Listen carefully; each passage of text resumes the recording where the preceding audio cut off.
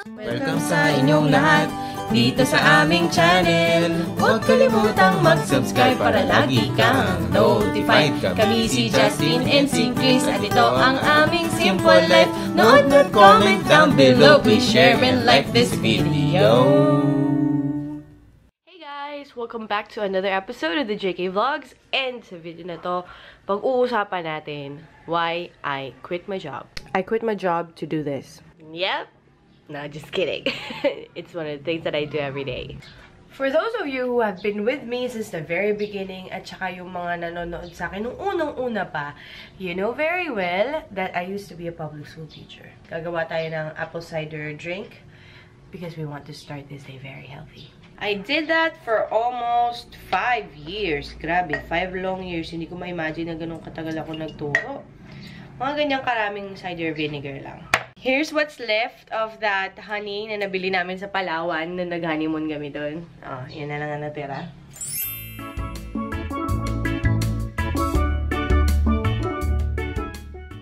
other than being a public school teacher, ang dami ko rin naging trabaho. Before that, I was a midrep. I was a call center agent. By the way, hindi ko doon nakuha ang aking accent. I'm gonna do another video about it. I was also a waitress once. Tumulong din ako sa kitchen ng aking mama because my mom has a catering business. I remember selling my clothes online on Facebook particularly kasi I was broke when I came home from Mindanao. And I was an online tutor, English tutor. Simula na nag-quit ako, ang dami ng tanong at ang daming panghihinayang reactions. Tapos na ako maligo and now it's time to run some errands. Diyan na yung panghihinayang reactions like sayang yung benefits, paano yung retirement mo, permanent position na yan, sayang! So ano, sa bahay ka na lang, nag-makeup ka na lang. YouTube? Ano yun? Ayan, may tayo sa gilna. Sa may ano lang, palengke. Ay, Robinsons pala kuya. Sorry guys, medyo bumuha na ako ngayon. Kasi alam nyo naman, pag nagsishampoo ako, kaya nangiiyak sa buko, diba? Hi guys! Welcome sa aming vlog for today. Asa tayo? Nasa grocery. Obviously, nasa grocery. So, I met up with the hubby. Mag-grocery muna kami kasi ang daming pagkain na wala pa sa bahay. And kuha tayo ng itlog. Yun ang number 1 sa ating agenda. Lately, napansin ko na na-addict tayo sa... Ako lang pala na lang. Oh, sa nilagang itlog. Free. Happy. So, nabili na namin yung mga kailangan namin bilhin. Ayan, uuwi na tayo sa bahay kasi tapos na tayo, di ba, Lab? Yes. Yois! Pogi mo dito, Lab. Guys, check this out. This is sweet potato or kamote na merong overripe na banana and this is what I'm attempting to do. Tingnan natin kung magagawa ko.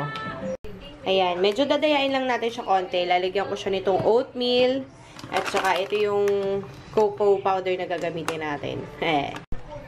Ayan guys, lalagyan ko na ng cocoa powder. Tapos ngayon, paghahalo-haloin na natin ito. So, this is how it looks like. It smells so yummy! Sobrang ang bango ng amoy. So excited. Sana maging okay itong naiisip ko na experiment na to.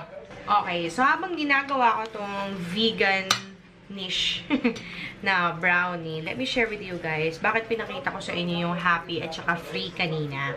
So, sa buhay ko, may dalawang bagay akong gustong mangyari. I want to be free and I want to be happy. Yun yung dalawang buhay goals ko. Ayan na yung itsura niya, guys. Medyo dinagdagan ko lang ng konti yung oatmeal. Kung ano-ano na lang nilagay ko. Nalagyan ko konting spirulina powder. Tapos, konting vanilla flavor. So, that's it. I want to be happy and I want to be free.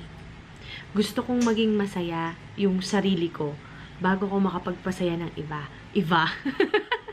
Ano daw? I want to do something that actually makes myself happy. Kasi hindi mo maiiwasan na kapag gumagawa ka ng isang bagay na nakapagpapasaya sa'yo, makapagpapasaya ka din ng ibang tao.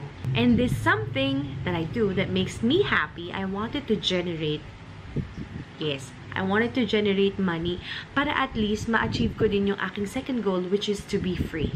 Free of debt and be financially free. So, sa 5 taon ng pagtuturo ko sa public school, ang dami ko natutunan. Alam ko na ngayon kung ano yung mga bagay na ayaw ko kasi I absolutely dislike that job.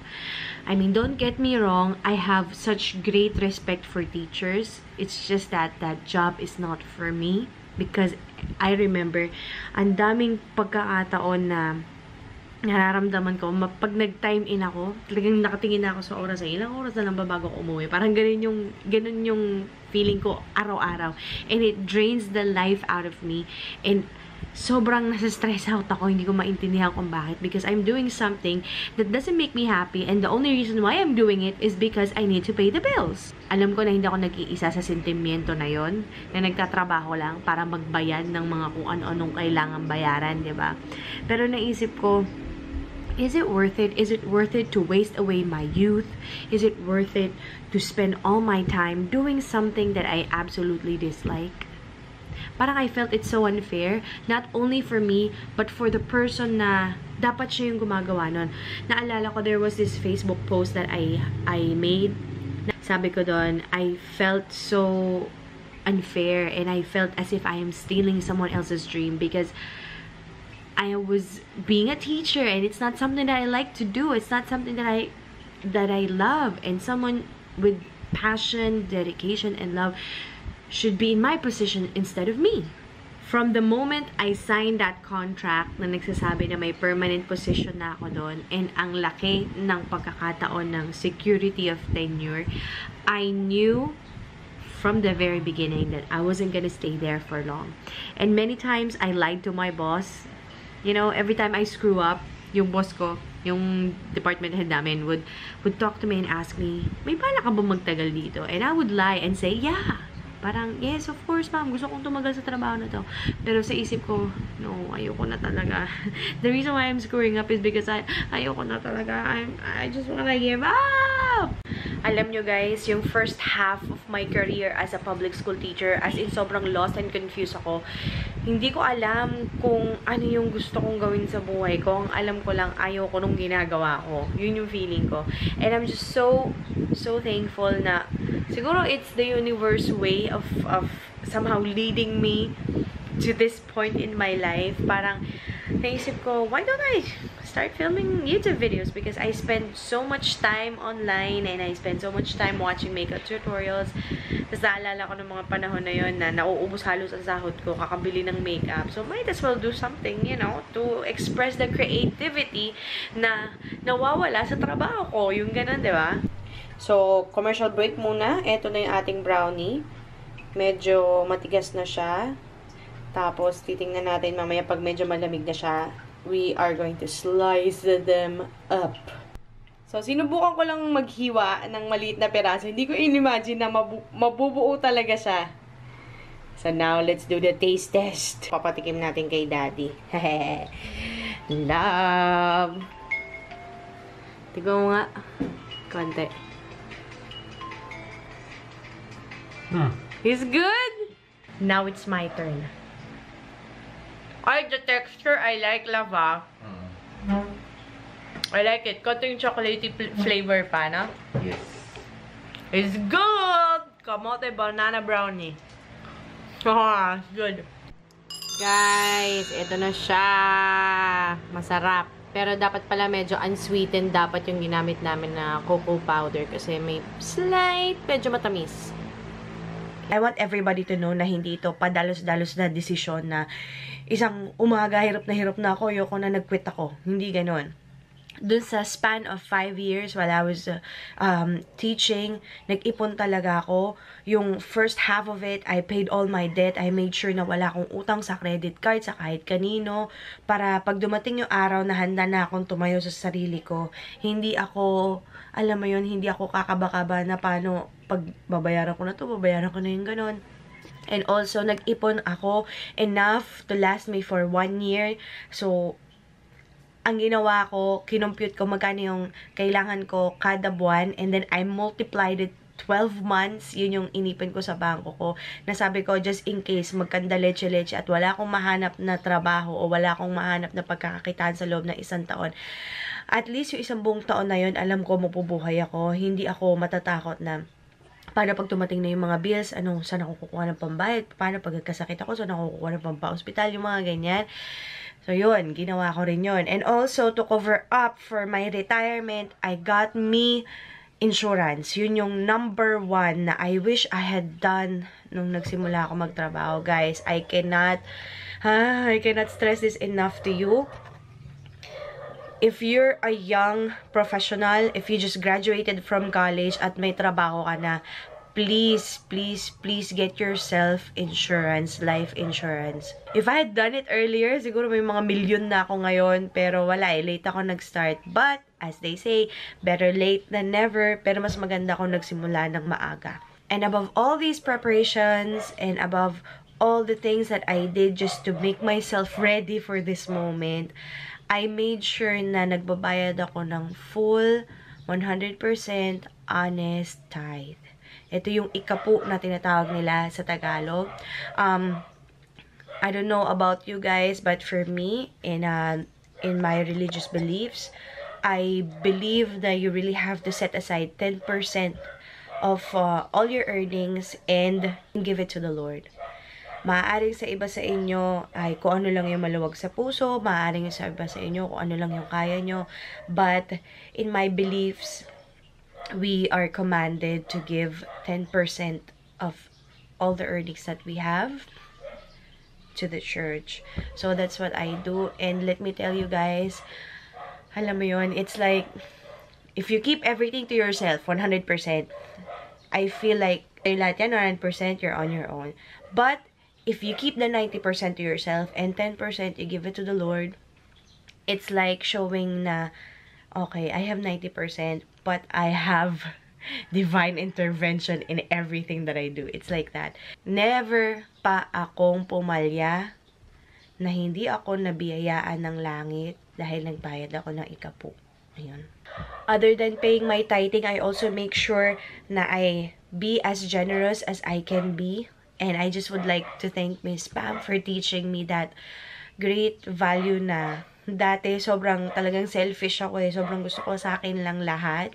Pero ever since Miss Pam came into my life, I learned a lot of things from her. She told me that when you give out something to the universe, parang it's inevitable na talagang mangyayari at mangyayari na may babalik at babalik sa'yo. As a takeaway from this video, guys, I just want to let you know that if you are in a place where you just feel na you're slowly dying because of what you're doing, na hindi mo talaga gusto, I want you to have a moment for yourself. Think about something that you absolutely love. Make a plan on how you can make that possible and how you can earn a living out of it.